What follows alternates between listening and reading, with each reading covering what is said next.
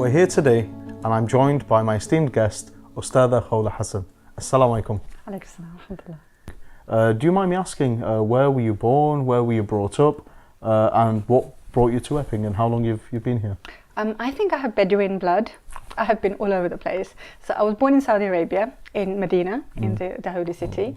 I spent quite a few of my early years in Kenya, lived in Nairobi, went to school there, then came to London. My parents obviously are to blame, not myself. Grew up in North London, then got married, moved to Yorkshire. My husband loves Yorkshire. And as a fan of Charlotte Bronte and James Herriot, it was idyllic, lovely. And then we decided we wanted to come back to London, but my husband was tired of the big city. So we decided to move to a leafy suburb where we are very close to London, but can enjoy the tranquility as soon as we get home. I mean, this is one thing, as I was coming here, you know, it's very, very peaceful, very, rural. It is.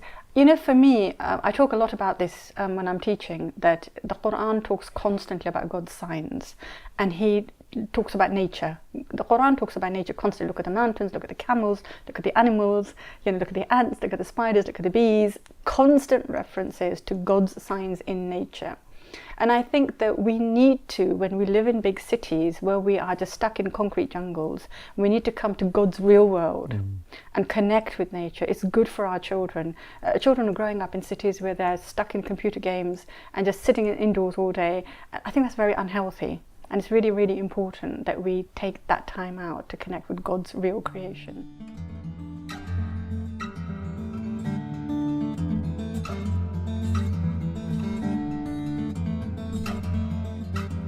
I'm here today in Leighton, East London, to visit the Islamic Sharia Council. I'll be welcomed by Ustadah Khola Hasan, who will explain to me the work which she's involved here in what is the UK's first Sharia Council. The Islamic Sharia Council was set up about 35 years ago. It was set up to help Muslims living in a non-Muslim context to answer their questions, whether it's to do with prayer, to do with fasting, whatever issues there may be. So it's got a big fatwa department as well.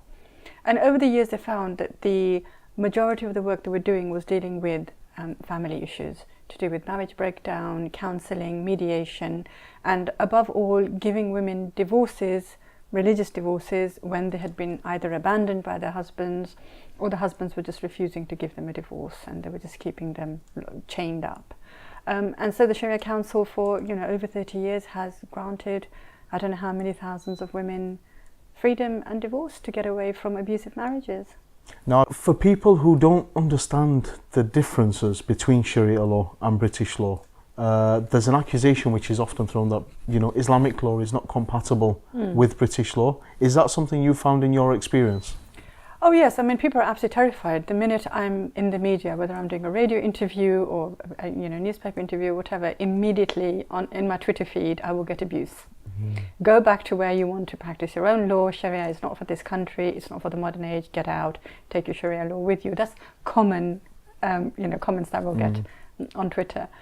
And basically, I think the first thing that we really want people to know when we say the Islamic Sharia Council, we are not establishing Sharia law in Britain at all, especially criminal law. Criminal law can only be established by government. We do not punish adulterers or thieves. All we're doing is helping Muslims live their life in a way that they understand their faith. We're in nowhere competing with English civil law.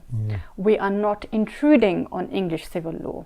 We are not jumping on the toes of English civil law. In fact, we are helping civil law because we are taking away so many cases for mediation. Now, we've got a couple of other cases where, for example, I won't say her name, but she has applied for a divorce and now she sent me a private letter saying that she doesn't actually want a divorce. Okay. She wants reconciliation, but she doesn't want her husband to know that she wants reconciliation. So she wants a joint meeting. She wants a joint meeting, yeah. Yourself. So we're going to have a joint meeting and we're going to have to see if we can get him to agree to some sort of counselling. Okay. So we need to get up a timetable for long-term counselling sessions because they've been through. English civil law cannot cope with the huge volume of cases that are coming for mediation. And all we're doing is actually helping, giving that mediation in a surrounding that couple find easy, where they know that the person talking to them understands their language, their religion, the cultural background.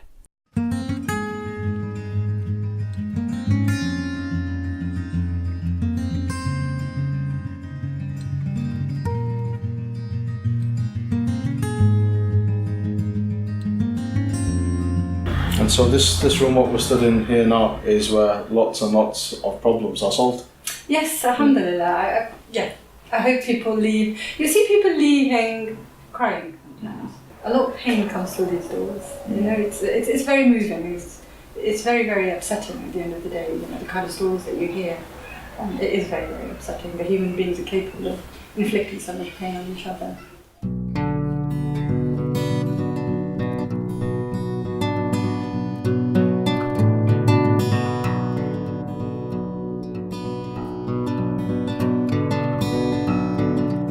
I believe you're also present on social media, on Facebook, and how do you find that is important in the work what you're doing now? It can get very consuming, and when you are doing work within the community with real people, you have to be quite careful not to become absolutely, not to drown in social media. But I do have a Twitter presence, I do have a Facebook presence, and I will communicate with people, and I will try and send out messages. It's interesting that I get a lot of abuse back on Twitter, but never mind. At least people are communicating with me, and I might make them change their mind one day. But I think it's really important that, we are part of the world in which we live, and we can't sort of say, oh, I have to go back to pen and paper and not communicate with the world in the way the world communicates.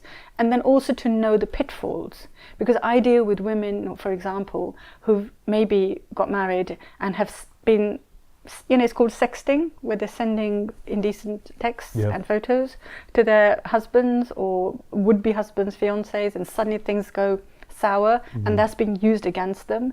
And again, that comes from a lack of knowledge of the way social media can be exploited.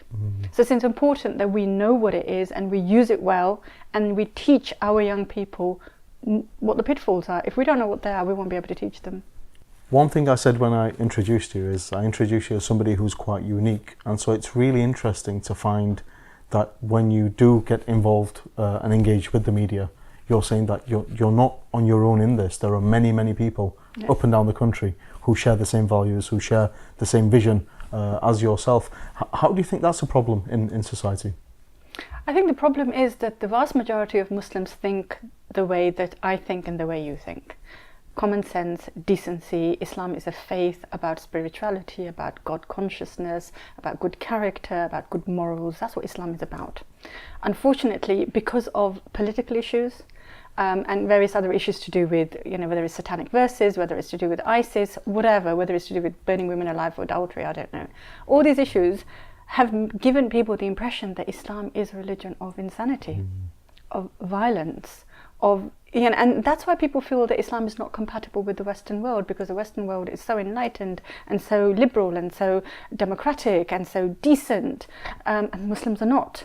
So that image is there, and no matter what we seem to say, that image is there. So it's important that people like us are speaking, and the sad thing is that the vast majority of Muslims think like us, but unfortunately that voice is just not getting there.